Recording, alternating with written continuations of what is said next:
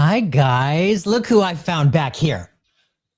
Just wandering around like an aimless old man. Aimlessly. Happened to just wander in. Right. It's your lucky day. Michael Christopher, thank you so much for being here. Thank you. It's been a while. It has been a while. And I'm so glad you're funny. back. I was talking to Sheila. I said, yeah, it's been a while. She's like, how many surgeries ago was it? I'm like, I think 2. That's a very real thing. Yeah. I get that now. I totally get that. How you been? I'm doing good. I'm actually doing really good. As I shared with you before the show, new bike. It's spring. It's like we don't need a groundhog up there. You just need to peek in my garage around, February, March. If I got a new bike in the garage, it must be spring. Oh my God, you guys, Michael just got this new, beautiful, super huge bike. Super huge. And it's so pretty. Oh my God, it looks like it would drive itself. It pretty much does. Mm-hmm. Got a hot plate in the back, unless, in case I feel like cooking. No. You almost had me. I almost was like, I have a blonde root in here that shines and it glows. Oh my goodness. Yeah.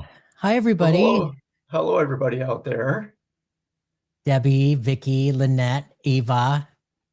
Alicia's here. Hi, Alicia. And Jess. Hi, Subi. I asked Jess if she was going to pop on and harass us. Awesome. She said she would. Susan is here. Sun God. Hello, Sue. Holistic RN Diana. Hi there. And Bernadette. Hi, Bernadette. Thank you so much for being here, you guys. Yeah. You know what? Michael and I have a topic that we want to talk about, specifically with, all this weird stuff that I've been going through. Mm-hmm. You guys, my hearing, just so those of you who know the story, my hearing, thank you, Vicky. Yes, my hearing is back. And I'll find out next week how much back. I mean, if this is where it lands and it stays, I'm totally good. Yeah. That was a really, really weird experience. I still haven't quite processed it and worked through the meaning of it all. Because literally, I mean, I haven't talked to one person who says, oh yeah, that happened to so-and-so. Or I know, oh, that happened to so-and-so, where you wake up the next day and you're completely deaf in one ear. So there's a big message there. I have some ideas that we'll talk about here in a little bit, but we're going to talk about, you guys, we're going to talk about the spiritual meaning of the body's messages, this stuff that's happening. I just had knee surgery last Friday. I mean, 2 Fridays ago, so 10 days ago.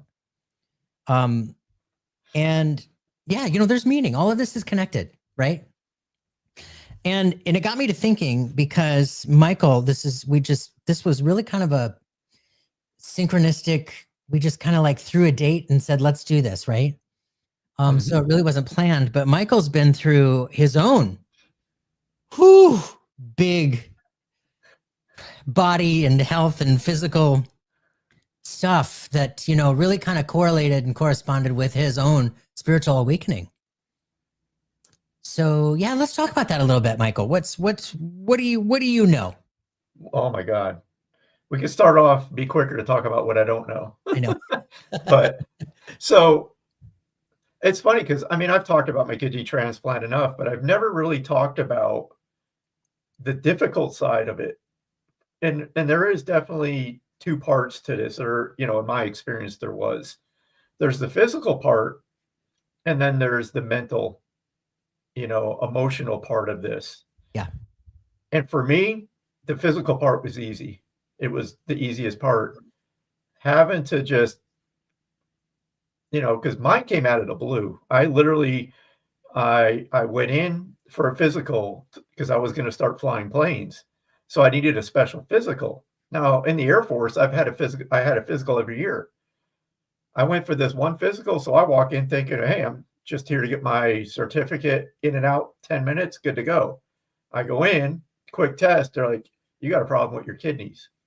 We don't know if it's something serious or just an infection. You're going to have to go for tests. So long story short, you know, now I need a biopsy to confirm, yep, it's something bad.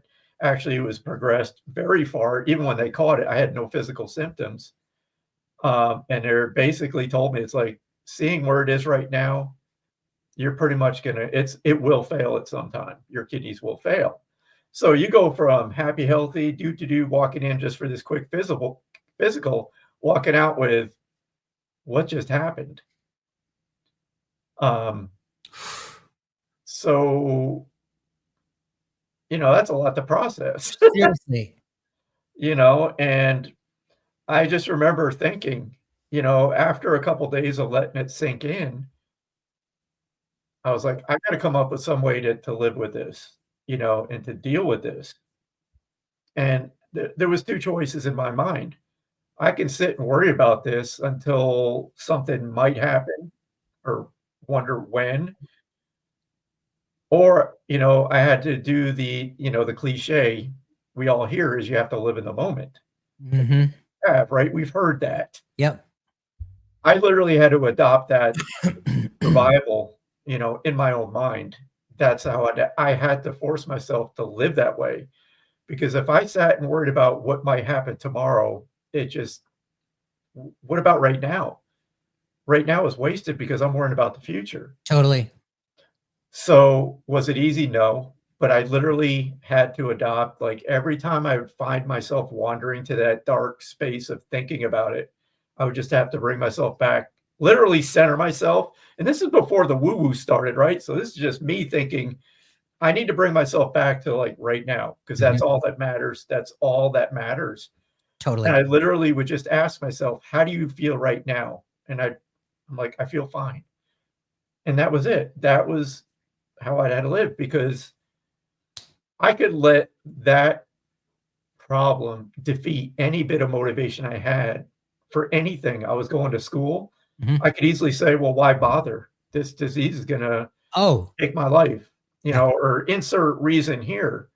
So again, it's just, I had to learn to live that way. And I did. And it was like I mentioned earlier, it was like living with a ticking time bomb. I never knew when it was going to go off. Were there dark times? Because it did. It from diagnosis till failure was about 10 years. So, I mean, of course I had bad days. Yeah. But they were mostly good because, again, every day was that mental check-in. How you doing right now? So I'll stop there because I can just ramble. So. That's really good though. So with regard to that and your own spiritual awareness starting to come to blossom, you know what I mean? Where that spiritual awakening starts to hit. How did that experience connect with your own awakening experience? So I will say that was part of it, but not all of it. But I mean, it's always just a part. But it was interesting because around that same time is when I discovered John Edward. Oh, okay. So learning about mediumship, I didn't know what a medium was until I saw John Edward. And, that led me to reading books about the afterlife and just everything. Sylvia Browne, name them, right? We've all been there. We've talked. But for me, that was giving me comfort. I found comfort in that notion that there may be something after this physical life. So that it just brought me comfort knowing that if this doesn't work out, there's always something. I just felt it. Yeah. Plus, we've talked before, losing both my brothers to cystic fibrosis and my sister's passing. That all played into it. But I mean, I think all of that in some way shifted my, thinking on a lot of different things, going forward. So yeah, I mean, I don't know. There's the spark, and I've talked about it too with my sister's visit that really, pushed me into the mediumship. But again, the mental part of this that was a whole nother beast. So, all right. So when we look at, did you ever look at the experience with the kidneys and come at it from a higher perspective? Like, what is my body telling me? Like I think, and correct me if I'm wrong, but I think like the kidneys I've seen places that the kidneys represent like our innermost thoughts, our moral compass, our like our inner core, the very center of our, physical body, like where our emotions, a lot of emotions are tied into the kidneys. Have you wondered, like, did your mentality change, your thought process, how you viewed life for yourself through that kidney exchange, so to speak, when you had to get your transplant and all that? Yeah. So I can honestly say that there was no spiritual thinking, while I was going through it, that really wasn't a part of my mindset with it. But I mean, yeah, it definitely changed my outlook on life, for sure, that, you know, don't take anything for granted. And you hear people talk about it. When you have your health, you have everything, Yeah. And it's easy to hear somebody say that, but when you're going through it, I would have given anything not to have that, because it's like you can't take a vacation from it. It's Right. always there, So for me, it's like that was one thing. It's like, man, I would give anything just to be healthy again. So I mean, in that way, yeah, it shifted, not to take anything for granted, and just, I mean, I could just list and list and list the things I'd learned from it. Um, But as far as the spiritual part, I kind of really never really thought about it. I mean, yeah, now I can look back and like, what was the lessons? Why did I go through that? And I could clearly see, a spiritual reason why, and again, why is I never felt sorry for myself. I begged people that were around me. It's like, don't feel sorry for me. I don't want your pity. Mm-mm. I want you to treat me normal, because that would drive me absolutely just nuts. Completely. you know? So I ended up worrying about people worrying about me. So it was always like trying to comfort others when I felt them, start to go down that path. But yeah, it's like living in the moment, not taking anything for granted. Those were a few of the big things that I learned from it. Yeah. Yeah. Yeah, with my whole hearing situation, especially now that it's back, I've really been trying to look at it and understand that higher perspective, right? Yeah. And I think I told you guys last week, no, not last week. Last week I was recovering from surgery, so I think it was 2 weeks ago with Kevin. I think we talked a little bit about how, I started to gain this clarity about work and life and all that. It's like spirit had to take my hearing away in order for me to hear clearer, right? But since then, I mean, we're going on like I think a month now, but it took me about a week to like start to come out of that initial like, holy crap, what is happening? But I mean, like in the last 3 weeks, I have written 7 or 8 meditations, and I have written 7 or 9 new classes, courses, workshops, and that's like, holy mackerel. I mean, that's a lot. That's a lot of work. Yeah, a lot of work. But it just like, but it didn't seem like a lot of work. It just like was flying out of me. I just thought of something too. Even like what you're going through. Mm-hmm.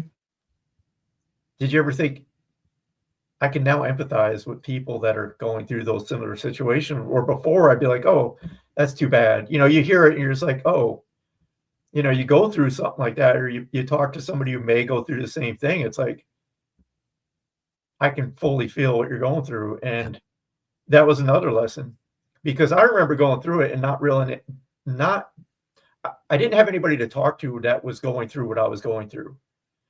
And I made a point when I was at the transplant center afterwards, the transplant and all that, I made a point to the people there, the staff. I'm like, look, here's, my name, you got my number. If anybody is going through this that wants to talk about it, please call. Because I'll tell you, going through reading the internet, all you read is the negative stuff. And I had a actually very positive situation all the way through. It was the strangest thing. Even dialysis, everything was positive for me. I always had that I could be worse. I always looked at my brother who passed, because when your lungs quit, you don't have an alternative. I had dialysis. Yeah. You know, it's there. It was keeping me alive. And I was like, anytime I like even had that glimmer of thought of feeling sorry for myself, I would like shake out of it and like look at my brother, what he went through. He didn't have an alternative. What did Like your when brother they go through? cystic fibrosis, which Oh, causes lung oh, failure. yeah. Holy mackerel. Yeah. So the one didn't make it to transplant, but then my other brother Danny had two separate double lung transplants before he went through kidney failure and then cancer in his lungs. So I mean, we used to have some conversations because I'd be like, dude, how do you this was a one-time thing for me. Yeah. I'm like, I could not mentally go through that again. And he went through, like I said, 2 double lung transplants and then starts dialysis. And I'm like, dude, I'm checking out. I could not. That's a mental fortitude there. That's intense. Holy mackerel. Wow. Yeah. So again, I mean, we could talk for hours about the lessons that I learned and all that from just that, but What did you you know, if I learn? could, oh my God. One, empathy. I don't want to say that I've been cold-hearted. I mean, I joke about it, but I mean, just being, you know, going through that and then watching other people go through something similar, you know, I always made a point to reach out. It's like, dude, if you need somebody to talk to, I'm here. Yeah. You know, you just need people. You need help. You need to talk to people. You need to talk to somebody who's going through or has gone through the same thing you are. Yeah. It's just amazing how much that helps when you have company that you can share that with, because realistically, unless you're going through this, yes, just for instance, you and I could talk about it. Right. And you could say, you know, wow, that's terrible or whatever. And I empathize with you, but it's like, it's different when you have somebody there that's actually going through it at the same time or it has. It can literally relate. Yeah. It's so important. Yeah. Yeah.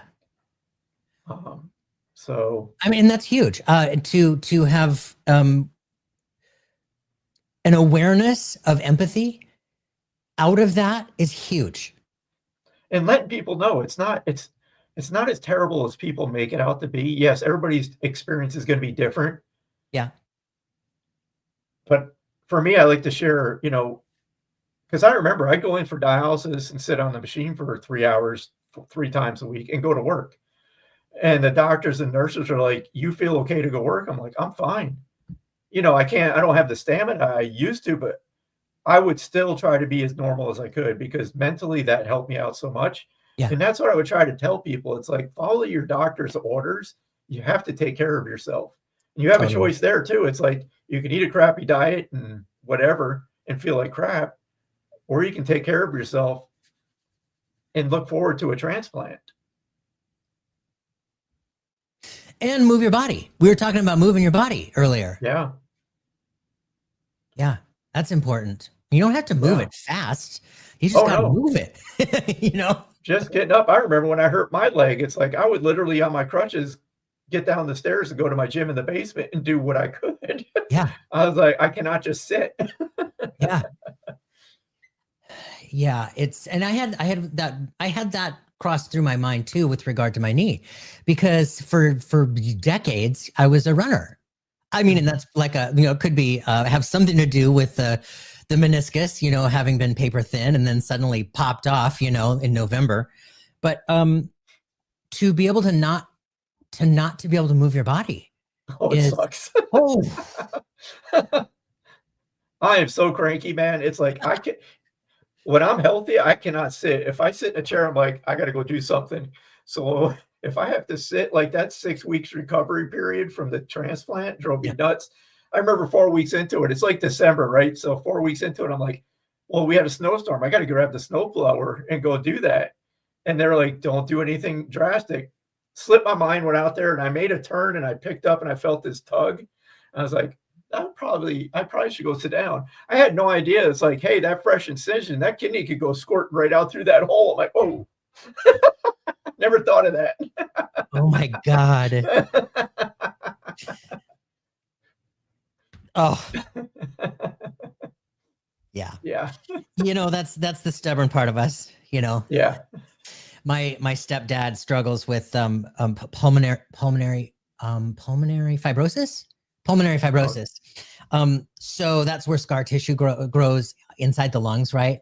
And then the lungs don't expand, so it's hard to breathe. It's hard to get in all that oxygen. And he's been, it could be worse. They told him in 2013 he had 5 years to live. Well, here we are 12 years later, and he's still here, thank goodness. But that stubborn streak, like, they're up there in your neck of the woods. They're in South Dakota. And after this big blizzard, I think it was last year, he, wanted to go get the snowblower, and he's out there behind the garage, snow blowing so that they can get in and out of the garage. And with all that exertion and energy, he couldn't get the oxygen in. And he just sat down in the snowbank and just went right to sleep. And my mom was like, "Where are you? What are you doing?" And she panicked when she saw him. And all he was doing was sleeping, but it looked way worse than it was. Yeah. It looked way worse than it was. So, yeah, that's that stubborn streak. Mm-hmm. So, yeah. My message is just move your body. Move your body. Yeah, don't take your health for granted. Mm-hmm. It's like, I'll just leave it with this. When you have your health, you have everything. I don't care. It's like at that point, I was like, you can have anything, take everything. As long as I can be healthy again, I can start over. Just give me that chance to be healthy again. That's all I want. Yeah. So again, one that's like we were talked about with the bike. I know I got a problem, but if I see something I want to do and it makes me happy, I freaking do it. Yeah. Mm-hmm. Within reason, of course. Yeah.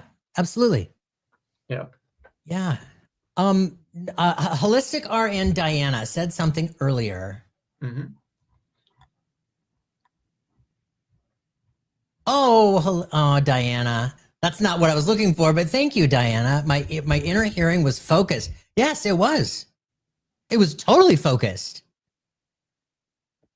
And without effort focused. You know what I mean? Without effort. Like it was just pouring out of me. And I still have, a huge list ready I still got more to come. You know what I mean? Mm-hmm. Bizarre. Totally bizarre. Terry's here. Hi, Terry. Oh, Debbie Romero. It's nice to see you. Hello, Debbie. Hello, yes. Crystal. Opal. And Whitney. Amy. Karen. You know why I'm shaking my head, Amy. Oh, here she is, Diana. She said she was talking about hold on.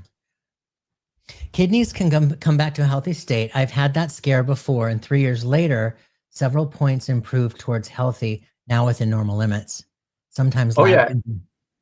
If it's caught early, mine were too far gone to doing it. Mine were already done. The scarring, everything. It was just like they were just slowly dying off. But yeah, I mean, if you catch something like this early, yes, it can be healed. Unfortunately, mine was way too late.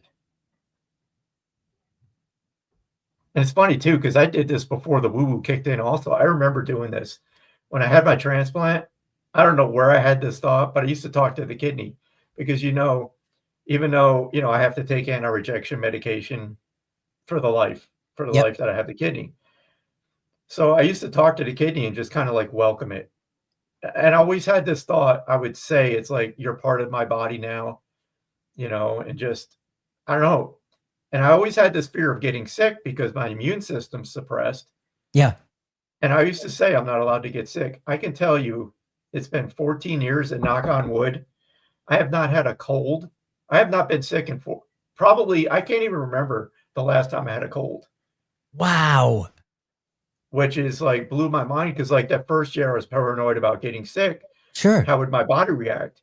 And then it was like 2 years and then 3 years. And I'm like, I remember asking the nurses, it's like, it's been like 3-4 years. I haven't had a cold since, my transplant. Is this normal? And they're like, no. And I'm not like bragging about it. It's just, it blows my mind. Do you feel like that has something to do with you talking to your body the way you were? I think it does. And again, like we talked, exercising every day, and just that self-body talk. Yeah. And it's not like threatening. It's just like, you're not allowed to be sick. Yeah. And I don't believe, and I've read this before. I've heard this before. Our natural state is healthy. Yeah. We're not supposed to get ill. Does it happen? Yes. Yes, I'm human, and yes, it could happen. And I don't hide from society. I live my normal life. I've just learned a couple things, like keeping your hands away from your face is very important. That's one habit I had to break. That's where a lot of the viruses get into you. It's like Oh, you touch your sure. face, and Mhm. so again, but just telling my body, it's like you're not allowed to be sick. Yeah, So I absolutely, there is a connection to all of that. There's a yeah, connection to how we speak to ourselves, connection physically to our mental state, to our emotions, to our spirit, it's all connected.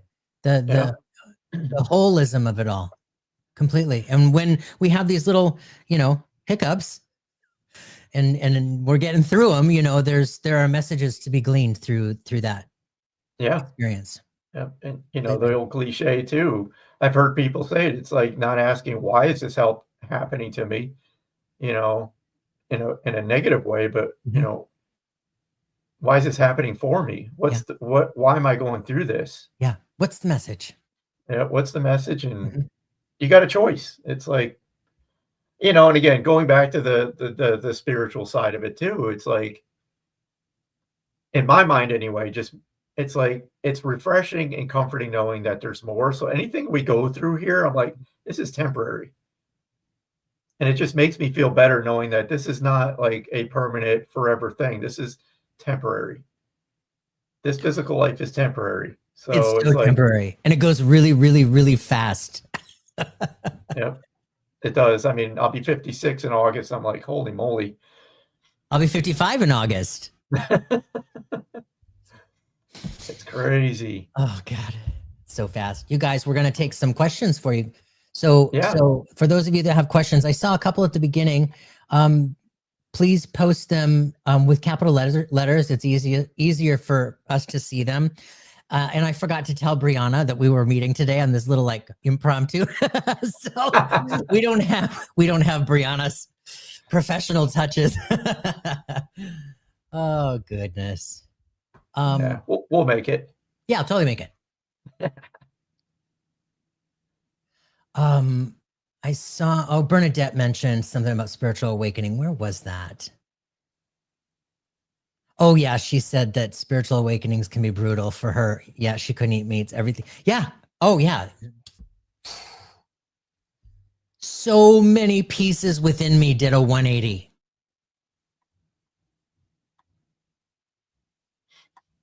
I don't know. I kind of just, I don't know. It's so blurred because everything happened. It was just like one thing after another. Yes, I went through it, but I don't have a lot of memory of it, which is probably good. Yeah. It's tough. It's tough. But and it really is. You got to keep a smile on your face. That's just my experience was like I could sit and bitch about everything, or I could just keep a smile on my face and just try to be positive. And man, I'll tell you what, that helps so much. Even days, there's days that I faked it, but even that, it would turn it around to where it actually felt good. It's like, so It's true. it's easier said than done, but for me, I had to make the effort. It is. It absolutely is easier said than done. Mm-hmm. But it's like this, like when you, what is that physics law? It's like what is in motion stays in motion. Mm-hmm. It's the same thing with us. Yeah. It's hard to get going. It's really hard to get in motion, whatever it is, whether it's going to be changing habits, breaking habits, getting newer habits, creating newer more healthier habits, I guess. I mean, Yeah. Getting that in motion, it's tough to get things in motion, but once you're there and you're cruising, things in motion stay in motion. And it's like that with exercise, it's really hard to run your first mile. Once you get going, then you're like, okay, this isn't so bad. But it's the same thing with our thought process, getting that telling ourselves, it's okay. It's all right. I'm good. Big picture, I'm good. Little picture, this sucks, but I'm going to be good. And you got to have a reason. The reason why is important. And for me, I mean, I was in the military for 20 years. I work out more now than I ever did while I was in the Air Force. But there's a reason. My friend risked his life to save mine. Yeah. It's like I have a responsibility, not only to him, but for myself. Do you mean your friend gave you his kidney? Yeah. My donor was an Air Force buddy. Oh, wow. Yeah. Oh, that's special. Yep. That's soul contract special. That is. I mean, the way that it is just, it literally was like my brother, one of my brothers was lined up to do the surgery, and I'll make this really quick, but you're talking about synchronicity. 2 weeks before the transplant surgery, my brother ended up with a staph infection and turned MRSA, and the nurses were like, he can't donate now. I thought, oh, he can do it after he clears up. They're like, no, MRSA's permanent. He's no longer eligible. And this is after 5-6 months on dialysis. And there I was again, back at square one, going, well, here we go again. And again, the mindset was like, all right, well, there's nothing I can do about it. On we go. 10 days after that, my friend reached out. He's like, hey, what's it take to be a donor? And I was like, I thought he was just asking out of curiosity. And he's like, I want to do this. And I was like, what? And long story short, he had to get Air Force approval because he was still active duty. They approved it within like a week. And we were a perfect match. And it's like the rest is history. So awesome. Yeah. I mean, I just felt this overwhelming sense of gratitude right in that split spark of your conversation. And it just like, I started to feel emotional over it. Like, that's just so amazing. It's weird too, because I remember like a couple years afterwards, I was like, hey, when we were going through that, did you ever feel nervous? And he's like, strangely enough, he's like, no. I said, I didn't either. I said, it was like the most relaxing week of my, in a long time. It was like we both knew in some way on a subconscious level, one, we're meant to go through this, and two, everything was going to be okay. I was never nervous. I never had one negative thought going into that operating room, it was just the weirdest thing.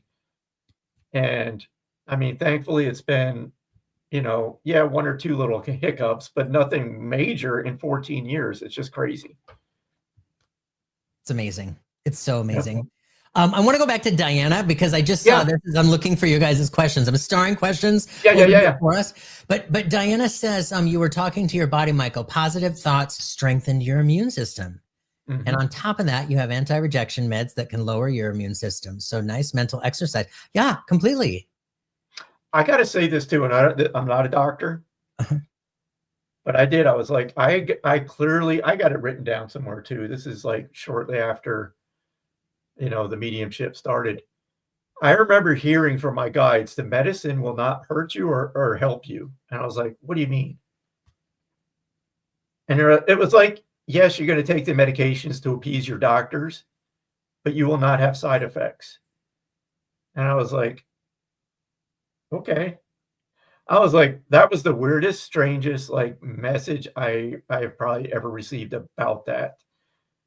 How did you receive it? Like, did it just mentally, it was just a thought in my mind just came out. So you were awake. It wasn't like a dream or anything. Oh yeah. Oh, no, this is years after the transplant. It was just like, I was probably thinking about things, and they were just like, the medicine will not help you or harm you.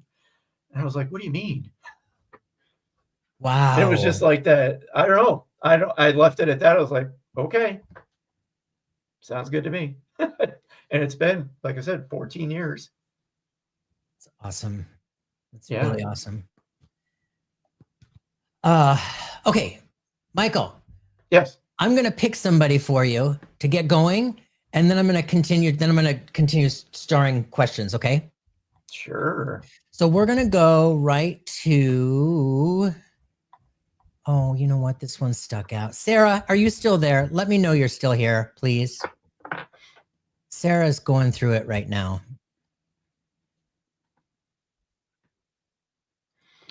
Hello, Sarah.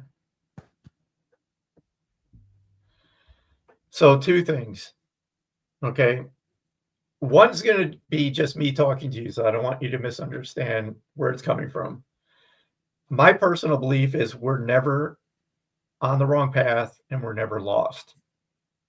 And just hear me out for a second. I feel we're always we're always where we are for a reason, right? In a particular situation, we're always going through something for a reason. And this is going to apply to a lot of people on here, right? Mhm. A lot of people are going through similar things in maybe different circumstance.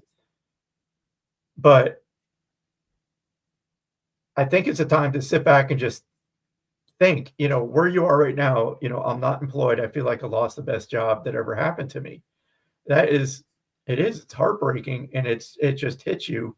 And yes, I mean, nobody wants to have that happen.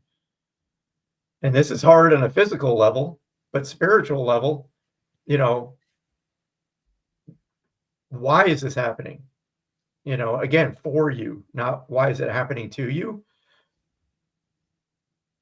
Is there something that you've been putting off that you'd really want to do, but because of the dollar, which motivates a lot of us to do things, is there something that you've been putting off wanting to do, say, follow your heart in a different direction, but you've been resisting?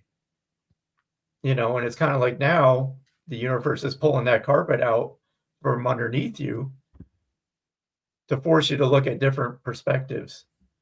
And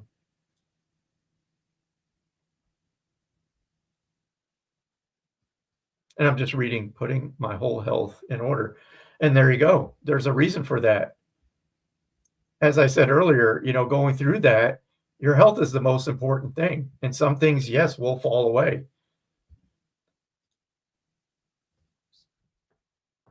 And I've had a hard time to go get checked out too. I'm just trying to feel into something. Let me just see if there's anything else. But that's just, again, I don't predict future events, but I for me, when I feel intuitive, it's kind of giving you different perspectives.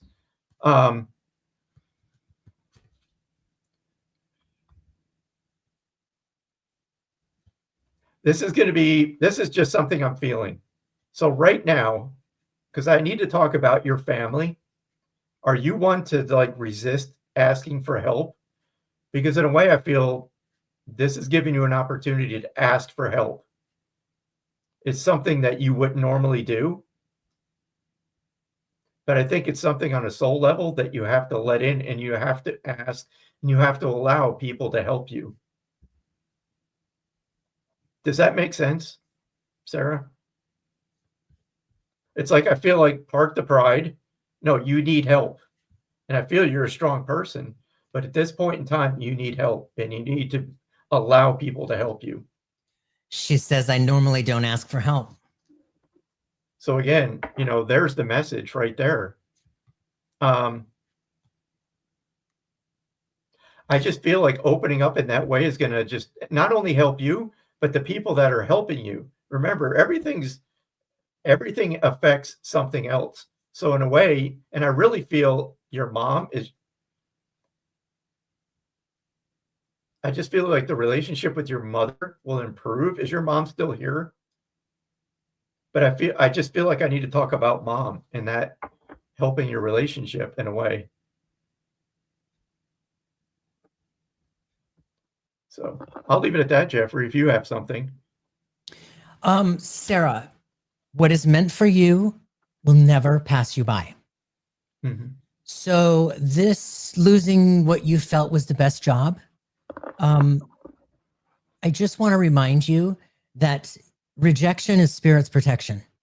So there's like Michael's been talking about, there's a greater reason that you're experiencing this, and that you had to lose what you felt was, a really great job, a great experience, however that fell within you. But I just want to remind you too that losing that job or how you felt about the job does not define who you are. You're awesome. You're amazing. I can feel your heart from here. And there's this feeling too, where I just want to, there's a greater spiritual message within this as well, because it feels like along with this, I know Michael was talking about, were you talking about health? Mhm. With regard to this, there's the spiritual, along with this health experience. I didn't quite catch everything you said, Michael, but there's a spiritual awareness, a spiritual awakening tied to this as well. And like when I look at you, Sarah, you're like lit up. You're lit up here. You're lit up at the heart. You've got some what appear like energetically as blockages, like happening here and beneath you, around your stomach area and in your like sacral area. But they don't feel to me like blockages that are permanent by any stretch. It feels like more than anything, like it's temporary in the way that is getting your attention to see things from a higher perspective, is how I want to describe that. Does that make sense? And there's also a message here about divine timing. I want to talk about, oops, sorry guys. You can see me. Yes, I can see you, Sarah. Yes. She said, oh, you're having problems in those areas and getting them fixed. Good, good. That's what I'm talking about, Sarah. Yes, that's what I'm talking about. Thank you. It does feel relatively temporary, and that this will all clear up. And I really want to encourage you to see this situation for the protection that it really is. This has given you time to focus on you. It's given you time to recognize all of this and be here, synchronistically be here tonight to have this conversation with us. How awesome is that? I know it can be hard. I know it can be hard, trust me. But I really, you know what? This is what I want. Keep going, keep going, keep going, keep going. Because when you come out of this, you will have a greater awareness and a clarity that will open yourself up. It'll open your field, your channels, your energetic channels, and you'll be attracting that next job where you're going to be like, oh my God, I thought the last one was good. You know, I'm so glad I lost that last one, because here I have this. And I feel good to boot. Yep. Okay, I'm coming back to what Sarah was saying. Sorry, Michael, I didn't mean to cut you off. Okay. Oh no, it's hard without Brianna when you get used to her. Yeah. Brianna, we miss you. So Sarah, yes, okay, makes sense. Thank you. The women doctors helping me heal. Yes. I totally believe that too. Awesome. Yes, keep going, Sarah. Everybody send Sarah a little bit of extra energetic hugs right now. Okay. Just keep on plugging along. Plugging along. And keep the smile on your face. Again, it's amazing what that does. Yeah. Yeah. Yeah. Okay, so you know what? Did I make you co-host, Michael? I don't remember. Okay, so all right, so I'm in charge of all of this over here. All right, so you know what I saw the name Michael in here. Courtney would love some guidance, and your hair looks great today. Thank you. I conditioned this morning. Do you have any specific question, Courtney? Do you have any like guidance in any particular department in your life, like relationships, health, finances? Yeah. I mean, unless you want me to just dive right in and see what comes out of it, I can do that too.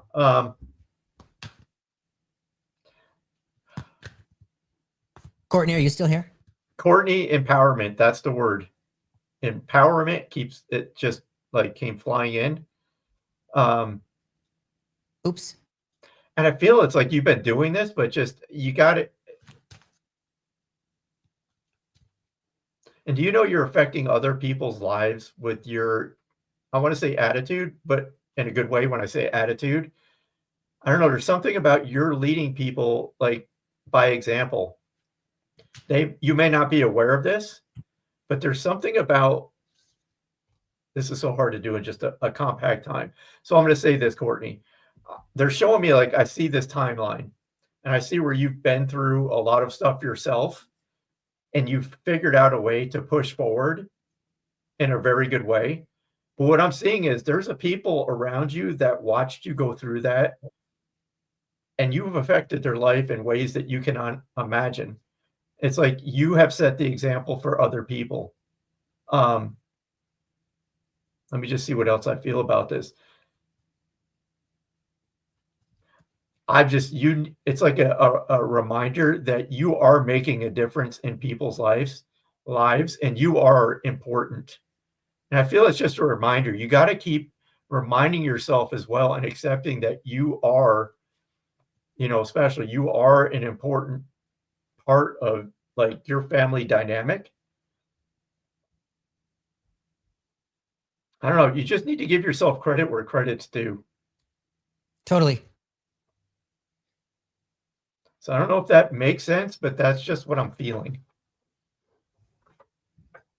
Courtney says that surprises me. Yeah, there's this. I would just want to say this quickly because as you were talking, Michael, Courtney, I was feeling. I echo what Michael was talking about, but there's this feeling too, like I want to acknowledge you for like being the role model is how I want to describe it. Like living in a way that is an example. That's it. Like you're living as an example. And there's this feeling of like speaking your truth. And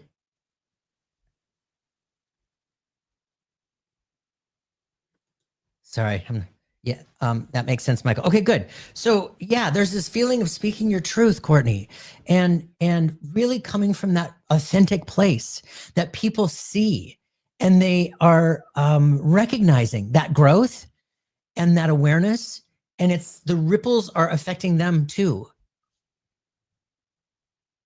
There's also this feeling.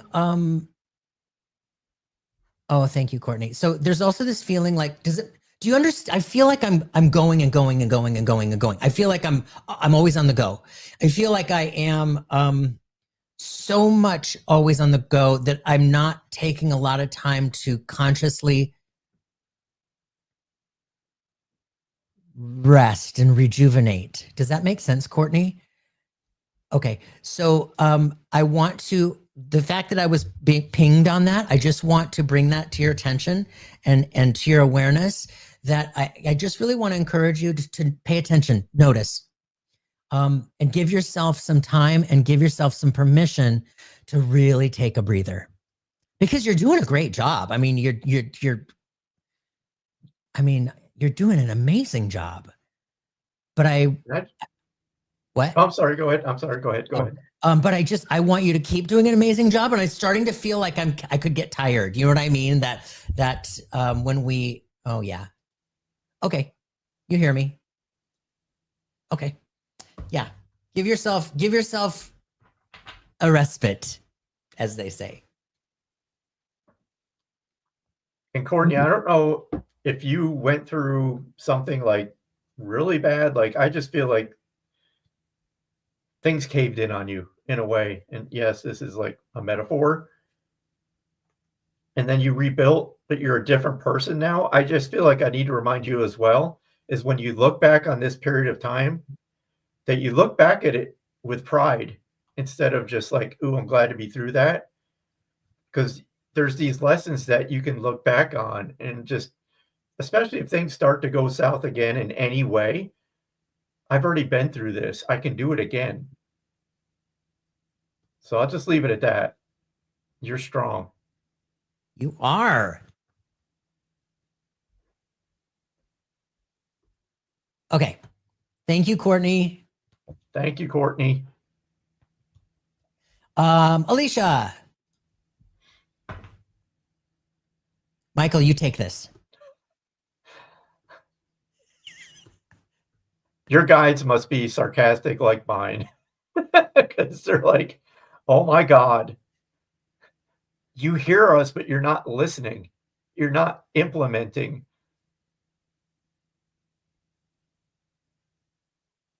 This is coming with love, but it's like, it feels like tough love incoming. Okay? They're saying you still have to do the work. Okay? You still have to put in the effort. I could be way off, but I just feel like it's like you know what you need to do, but there's something that keeps stopping you from implementing what you need to be doing. Does that make sense? It's making sense. Does it? She's I'm screaming over screaming. there.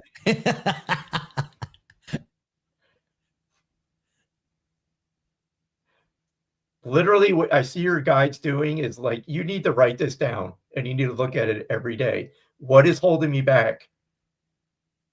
I've literally never had a guide say, write this down and look at this every day. They're like, what is holding me back? I talk to them daily and ask them to give, no. See, there's the tough love. They're not going to do it for you. If you're expecting their guides to like paint you a clear picture on what to do, like step 1, step 2, step 3, you're never going to get that ever. That's not their job. We're here to take these steps. And I feel you're in your head instead of your gut when you're thinking about these things. Your gut's never going to lie. And I feel that's what you need to tune into more, is your gut intuition. You know the specific direction. You'll figure it out. And I'm sorry, this is true. This is tough love, I know. And it may seem harsh. And I say this over and over, and I say it to myself. I scream it too. It's like, just show me one time, just give me a hint, and it's like, no, that's not their role.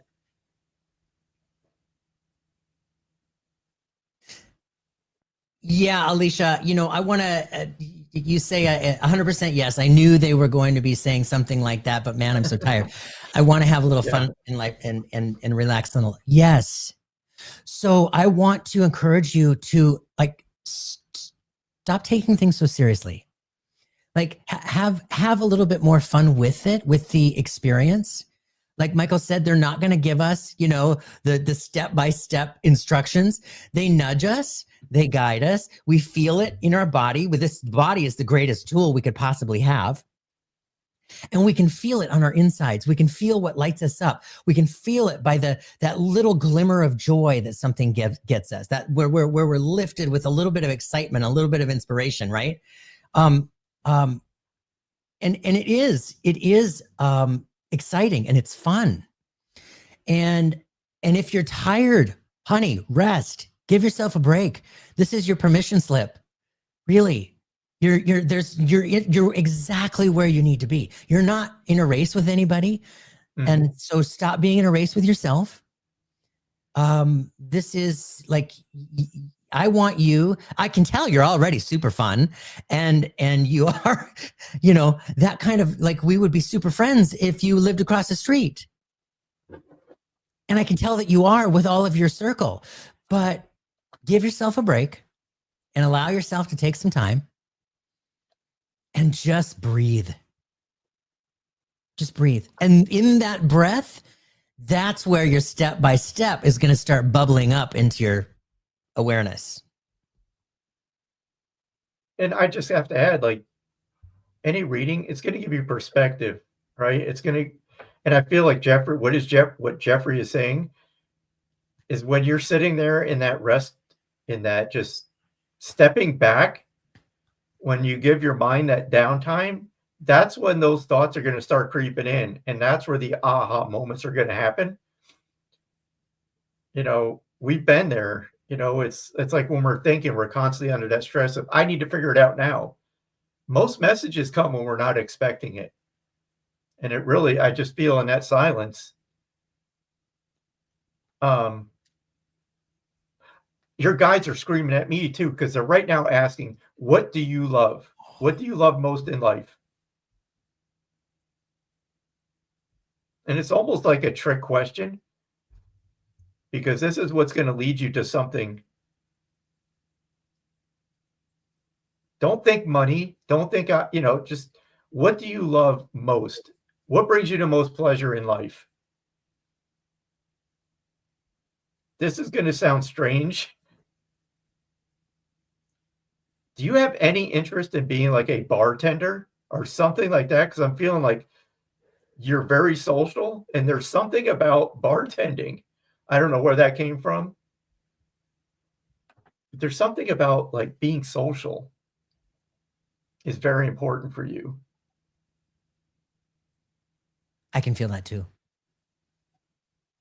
And while we're waiting for you to answer, Alicia, the card that came up for you is it's time for self-care. That's what we were talking about. It's awesome. That's synchronicity. Alicia, did we lose you? Oh, there you are. Nope. Oh, yeah. I think she's on a lag. Oh, okay. Yeah. But again, just take some downtime to think about it and feel into it. The answer might not come right away, but you're going to get these little clues. Oh, Alicia says, I know what my message is and I know what I need to do, but I just don't know how to get started doing it. And yes, I told my team I want them to hold my hand and guide me like a little kid. We all do. Believe me. Oh my God. But then you come out of it and you go, wow, I did that. I figured it out. And there's such a feeling of achievement when something like when you do the hard work. Again, this is not easy. It's not supposed to be. And I know people come to mediums and psychics because they want the answer. They want to be told. I get it. I've been there. But there's something about when you end up figuring it out, there's just something from that. You'll be like, I don't know. I can't describe the feeling. Well, there you go. Start taking notes. Start getting that thing moving. Absolutely. Yeah, that's huge. And Alicia, I don't know if your dad's on the other side. I'll just jump right. I just feel like a dad, father figure stepping forward. So I want to ask, is your dad on the other side?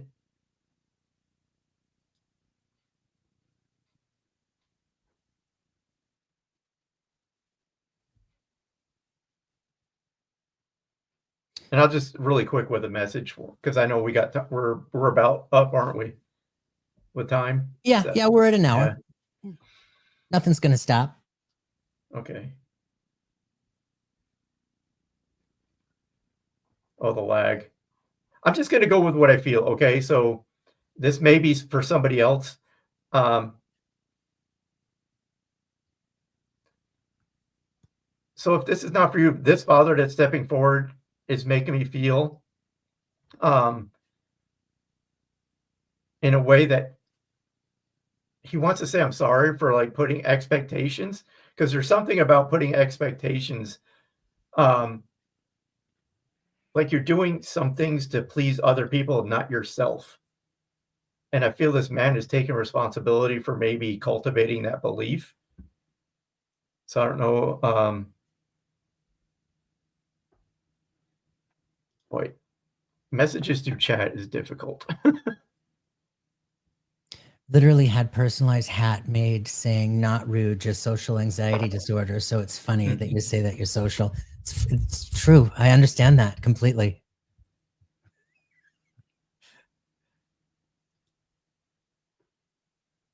Self-care has been part of the after divorce. Oh, after divorce trauma. Been there too. Holy mackerel.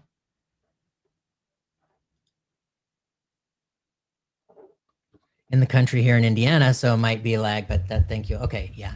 And Alicia, are you understanding the father that Michael is talking about? Yeah, Kim, it happens all the time. Just ignore them. I don't even message about the fraud on Facebook. Everybody knows at this point. Just ignore it. It's not me. Yeah. It's tiring. Yeah. I don't know if it's Jerry or Gerald, because that's the name I'm hearing with that. Jerry, Gerald.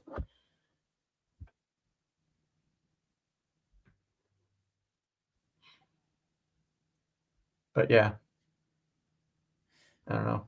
The lag is, we should probably just, I don't know, what do Yeah. you think? Move on? Yeah. So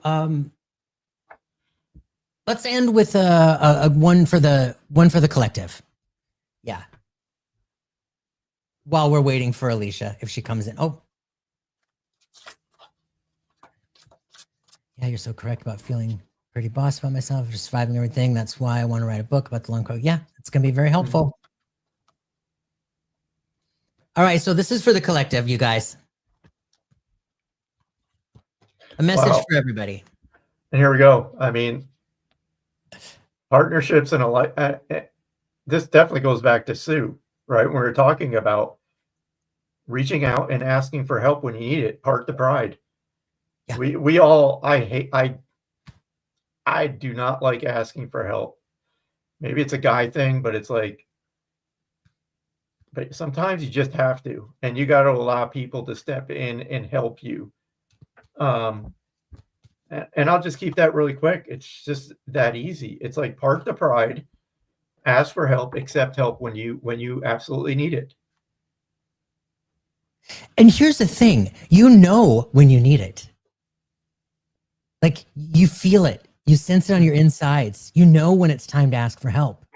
And you also have that little feeling on your insides that's telling you like, oh, I probably shouldn't let this go any longer. I probably shouldn't let this go any longer. But then the ego steps in and like, no, I'm not going to ask for help. Here comes that stubbornness, nope, not going to ask for help. Nope, I can do it myself. And meanwhile, the other side, the angel on this shoulder is saying, nope, we got to ask for help. Come on, now's the time. Now's the time.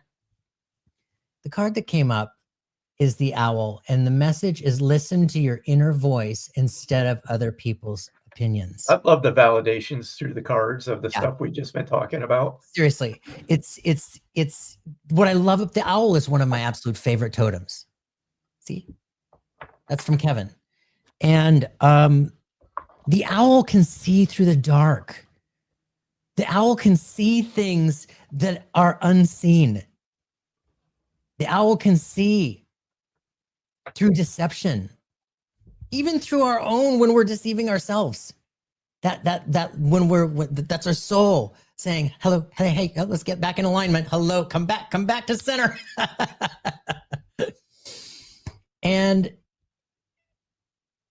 I just want to remind everybody that you are also dialed in. The fact that you're here listening to this right now, within this message is that reminder for all of you that you are connected, that you are dialed in, that you are feeling and sensing and hearing. And and it's so easy to doubt. Oof, it's so easy to doubt. God. And Alicia, yes, that's why he came in with that feeling right away. It's like, I'm sorry for placing those expectations on you. So thank you for the validation, because, that wasn't his intent. He sees that now. And all I feel from him is a sense of pride. And there's an August birthday. He showed me birthday and he showed me the month of August. So if that connects, great. But just know that he wanted to step in and just, he's around. Just keep that. I start stuttering.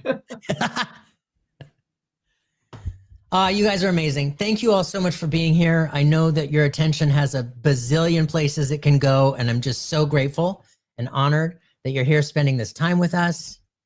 And even if it's for 10 minutes, even if for 2 minutes, I mean, I'm just so glad that you're all here. I will be back tomorrow with Kevin at 5 o'clock Pacific time. And I'll be here on Thursday at 4 o'clock Pacific time with Peaceful Nick. Peaceful Nick was on my show, my podcast. And I asked her to come on here and be part of the community. And she's a riot. Michael, thank you so much for being here with us. I'm so glad to see your face here again. It took a lot to come back, I'll tell you that. Well, thank you. Thank you for having me back. Oh my gosh, you're so welcome. Let's put you on the revolving door so that you're, constantly on the schedule. There we go. In between surgeries, right? Yes. Yes. I'm talking for myself too. So I know I don't want any more surgeries. I'm done. I'm done. Done. Done. yeah. I mean, they are great naps. I will give them that. Oh my God. It's like, it's over. Right. All right, you guys. Thank you all so much for being here. We'll see you tomorrow at 5 o'clock with Kevin.